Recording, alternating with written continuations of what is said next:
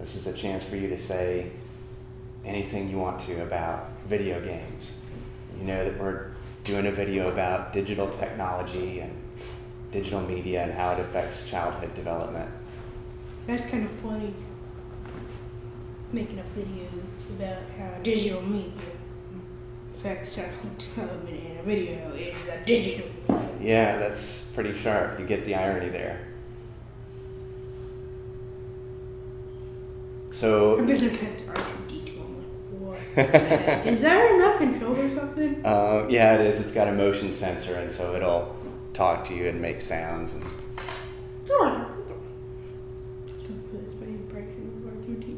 Sucks, I know. so they say one of the impacts of digital culture is that there's so much bombarding our brains all the time that it's a culture of distractibility.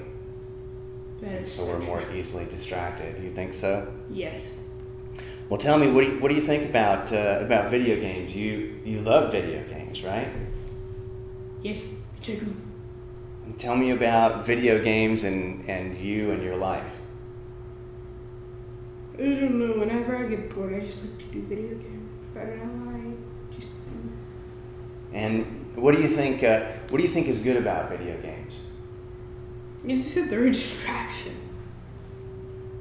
I don't know exactly why I like them so much, other than that they're a distraction. Well, do you think that are there some ways they affect you that are good? Like, what are the benefits? Well, there are some video games that have educational purposes, which are good, but the majority of them not so good. Then there are the kids who play like the Call of Duty, whatever, the first-person shooter games. Right. Way too much. Right. It's supposedly they go out and just think it's real life. It desensitizes people To being aggressive. Yes. Or killing. Yes. Yeah, I think that's a popular concern. Although, you know, the truth is there are like 3 times more women in their 30s playing those video games than there are teenage boys.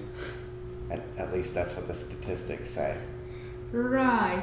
I don't think so. I know, I read that and I was surprised because it seems like most of the teenagers I'm talking to are playing those games, and I get a lot of people in my office who are playing those games and their moms are trying to get them to do homework, and they won't do their homework because they want to play the games instead. And they also don't go out and socialize because they want to stay home and play the games instead.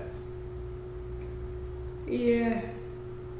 It sounds familiar. How does it sound familiar?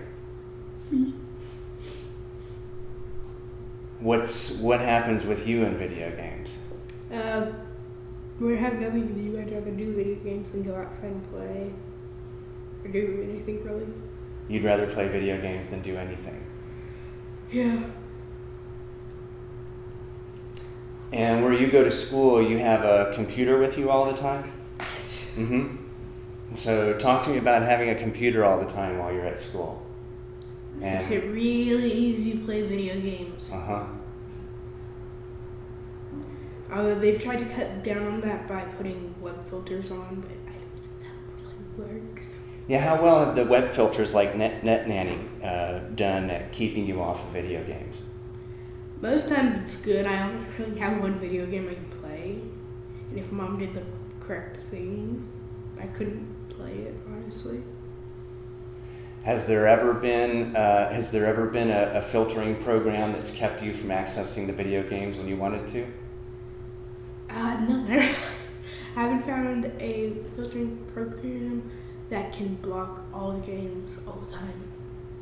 In other words, you've been able to hack your way through those things every time. Not hack. Some of them I find bugs, loopholes that may be considered hacking, but NetNanny is really good. I can't get my way through that one. Oh, really?